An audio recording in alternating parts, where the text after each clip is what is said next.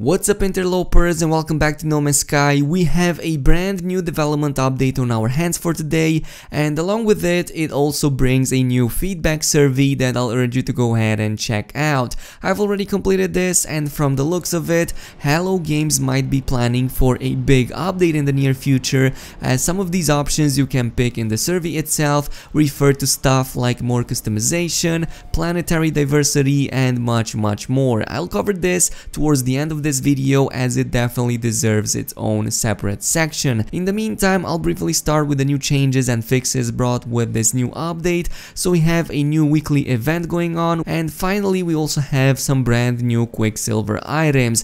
I'm going to start things off with the newest patch 1.64 and some of the fixes that this one brings. It's currently available on the experimental branch. It's not that big compared to the previous one, but it does solve some of the pressing bugs that were brought up in the previous update. The first fix we have on our hands deals with the bug that caused the Quicksilver shop to not display any of its rewards, which is something that affected a lot of the players, including myself. I am fully able to report that on the experimental branch this is now fixed, and you can now buy all of the items that you miss from the Quicksilver shop, including the newly added ones from this week. The second fix deals with the bug that affected weekly research missions, giving deadlines that were far too distant into the future. If you recall correctly, some of these were even giving deadlines in the range of thousands of days instead of the maximum of 7, which is the norm for these sorts of events, and it was pretty ridiculous to see events needing you to complete them in like decades. It was like pretty mind-boggling why that happened,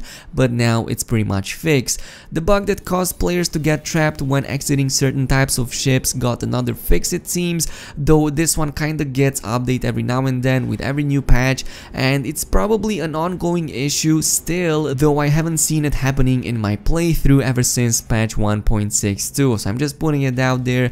But yeah, it doesn't appear in my gameplay anymore, so yeah, hopefully this is fixing it once and for all. Various other fixes were also brought in for blueprint acquisition, such as for example for the circuit board or for frigate fuel, and there are definitely much more in it. It seems that some people were not able to get some of the items that these blueprints were teaching them. Finally, we have the most important one, and that is the Tessellation option being enabled for PC users. If you're on the experimental branch right now, you can activate this option by entering the graphics option menu and enabling it right there. It comes with several settings that range from low to ultra, and it requires a game restart upon doing it. I've personally went with the ultra setting, and at least on my PC the performance has not been affected at all, and if it was, it's definitely not noticeable. Nonetheless, I've made a few comparison shots where you can go ahead and check them out. I have a few comparisons with Tessellation off, as well as another one with Tessellation set on ultra.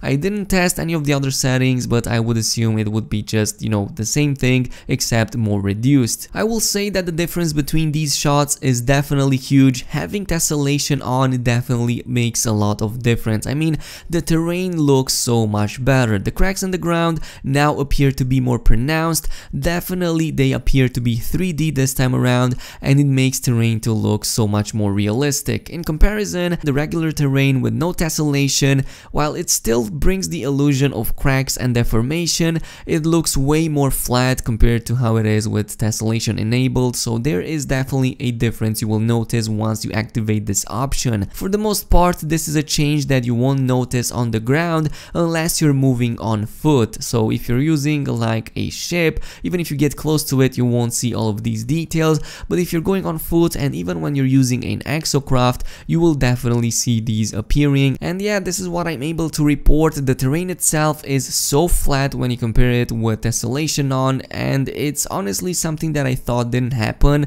I mean, I already see cracks in the terrain without it having activated, but once you bring it up, it definitely changes it so much more. I mean, it's such a huge difference you won't even believe. It's something that I will continue using for the time being, unless it will affect my performance, which for the most part it didn't up until now. So I'm really satisfied with the new change, and this pretty much covers the patch notes themselves. They are pretty brief. The patch itself isn't really too big, but now I'll be moving over to the new weekly event, and it starts in the usual manner. You have to contact Polo while you're in space, and he will give you a new mission happening on a different different planet.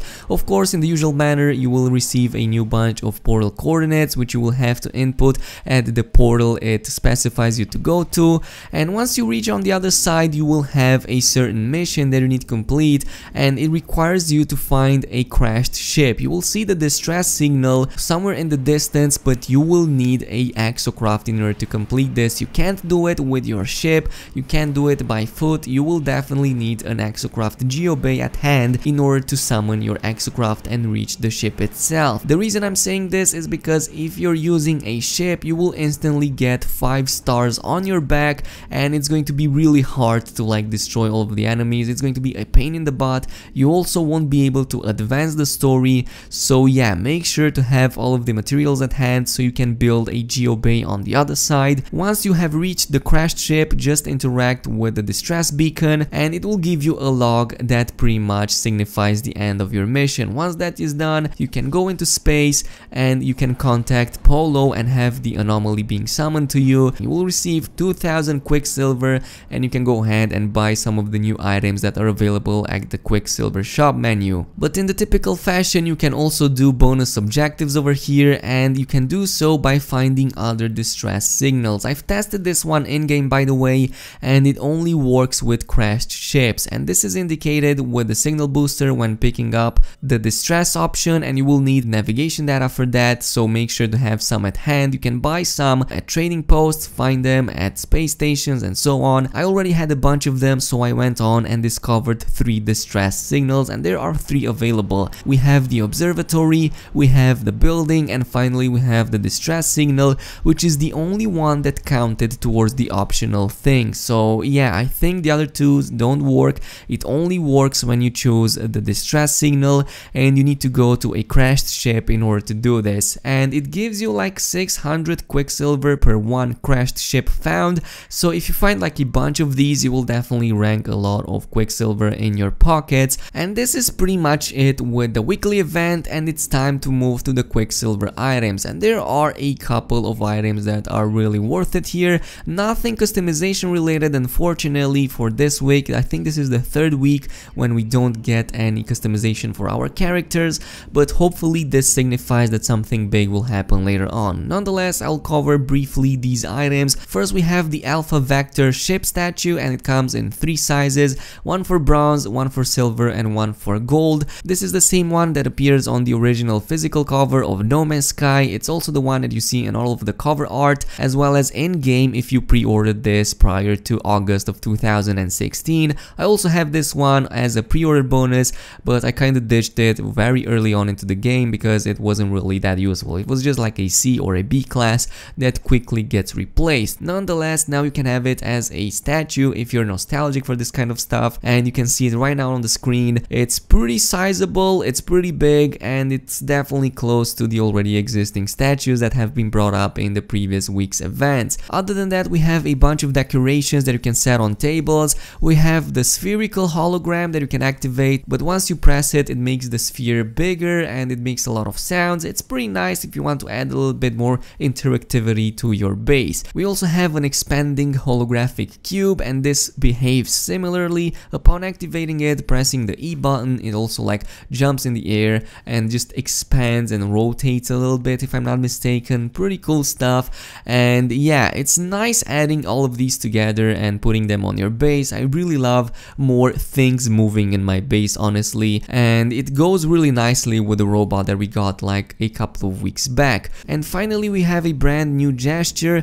and the description reads: a new gesture for explorers to express their wonder at any fauna, flora, landmark, building, or starry expanse that might catch their eye. And as I've said, finally we're going to move on to the survey itself. It's pretty extensive, and by the looks of it, it might imply that Hello Games is thinking of bringing a big update in the near future, as there are definitely a lot of gameplay and mechanic related options in it. So you can pick stuff like your platform, how many hours you have played, which update you have started playing in. Obviously, I've picked vanilla because I've played since the very beginning.